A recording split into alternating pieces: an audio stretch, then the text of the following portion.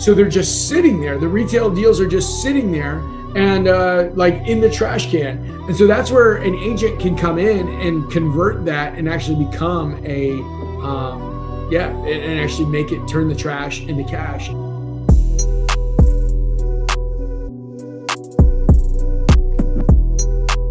Talk about off-market deals, and you just mentioned that. You talk about turning trash leads into cash, right? And I think that's fascinating. And I'm very curious as to, if you could maybe try to level set for someone who's just listening into what you mean by that and where you feel that this is one of the opportunities that we're talking about for experimenters out there, because we like that proof of concept. What does that opportunity look like when you say that there's trashy leads or leads that are trash that, I don't think the leads are trash. I should take a step back. What I'm saying is that whatever is left over due to the lack of follow-up is an opportunity. How do you tackle that opportunity?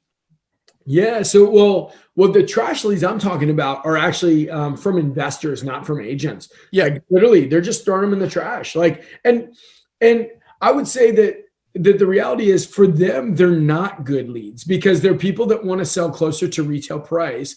And if they're looking to flip, they just can't do it. So that's that whole thing. But the reality is one man's trash is another man's treasure, right?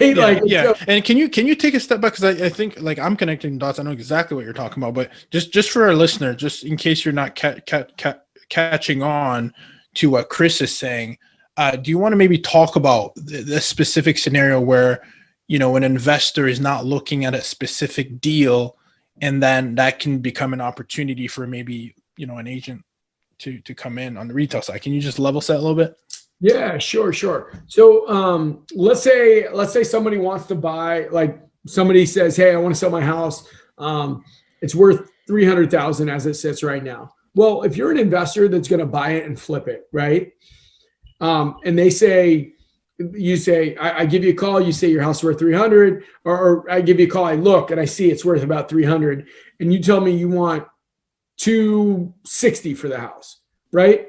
So at 260, you're talking about closing costs, you're talking about agent fees, all the other pieces there. There's no money in it. You can't buy it and make money at that price. Like, all the money is taken up. Maybe you make a little bit of money, but it's definitely not worth tying up your money for that. So for that deal, most agents or most investors would say, hey, I could give you 200, I can give you 180, something like that. And they'll say, no, tell you where you can go and where you can stick it and all the other stuff. And then they just say, okay, cool, next. And for an investor, like, that lead is dead. It really is. I mean, maybe you'll send another message a year later or 6 months later or 3 months later. Hey, have you thought about selling your house? But blah, blah, blah. But the reality is they're not going to likely sell at the price. Yeah. They want their retail price, in other words. Yeah. So they're just sitting there. The retail deals are just sitting there and like in the trash can. And so that's where an agent can come in and convert that and actually become a, and actually make it turn the trash into cash and turn it into a listing.